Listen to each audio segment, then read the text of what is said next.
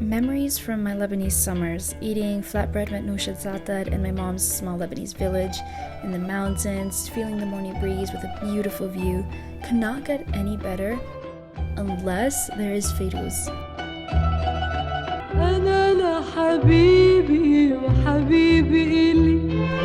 The iconic feminine voice playing through my uncle's phone speaker while 20 of us gather around the table enjoying our shareable breakfast array is one of my fondest memories from this summer. And hearing Fairuz's serene vocals in the background just tie that entire memory together, and it's why I feel so nostalgic when I listen to Fairuz in the mornings now.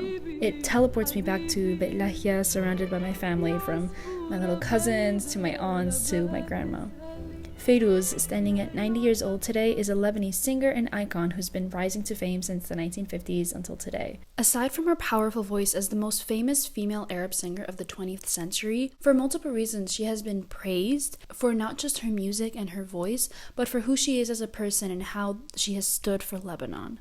Fairuz represents how music can be a powerful tool for culture. With her 70-year legacy, many say Fairuz has historically served as a symbol for Lebanese culture and national identity. So today, I want to talk about the way she has done this with her performances, her music, and her persona through historical events that mark Lebanon's culture, ranging from the Civil War to the current active war in Lebanon as of December 2024.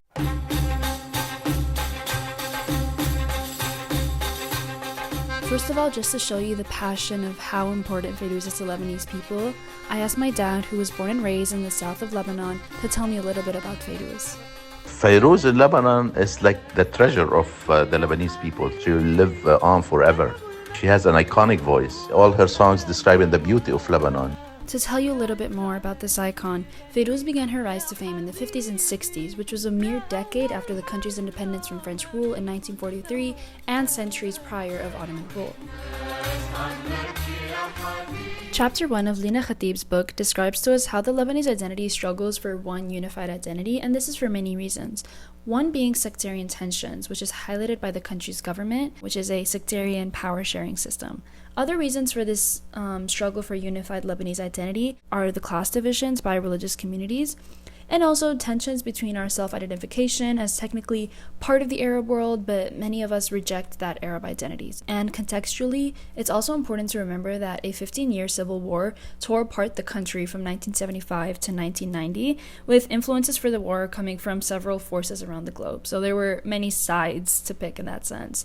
Yet when it comes to Fairuz, many Lebanese across sectarian divides praised her because, for one, she never explicitly picked sides despite coming from a Maronite Christian family herself, and as such she's loved across all religions in the country, and due to her support of the Palestinian liberation cause, the love for Fairuz extends beyond the Lebanese region.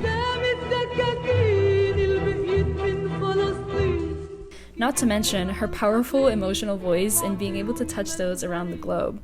So herself as a musical artist, she is a symbol, not just the art she makes. And also she was further praised, as I said, for staying in Lebanon during the war when many were fleeing. And that in itself is a really powerful statement to your connection to your land, to resist in fear rather than fleeing. She only left during the war when she performed abroad, but she refused to sing in Lebanon until it was united again, and she only performed again in 1994.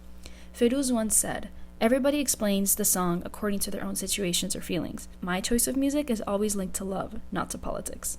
Now, despite this, she still released music during the Civil War, including the iconic Lebanese national song, Li Beirut. Li Beirut,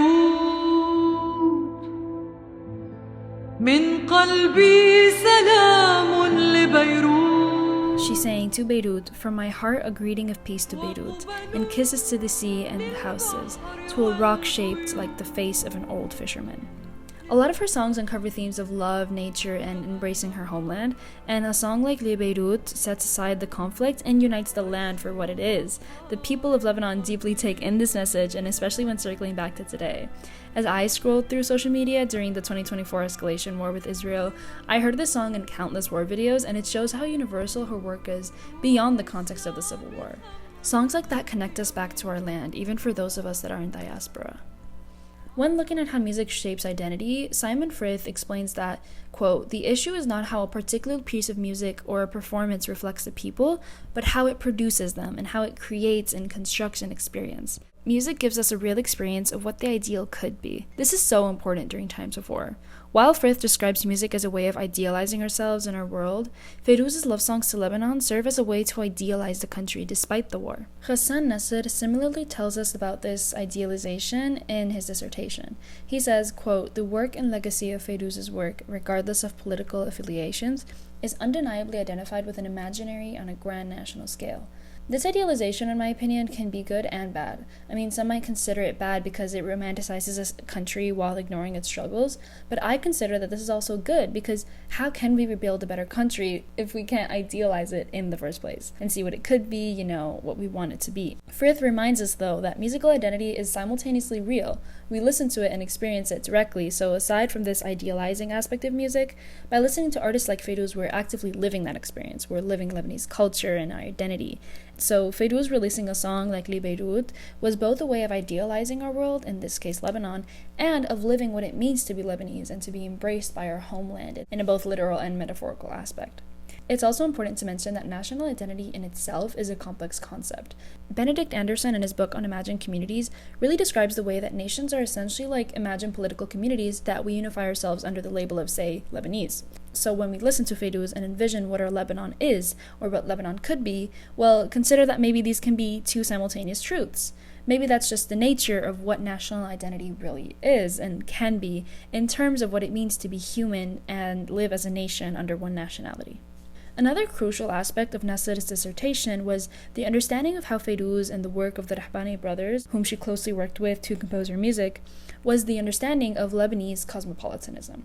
Their music was a blend of Western sounds and styles while maintaining roots in Arabic tradition. Nasser writes about the, quote, heavy presence of a cosmopolitan modern influence that is as much secular Islamic as is secular Christian in their music.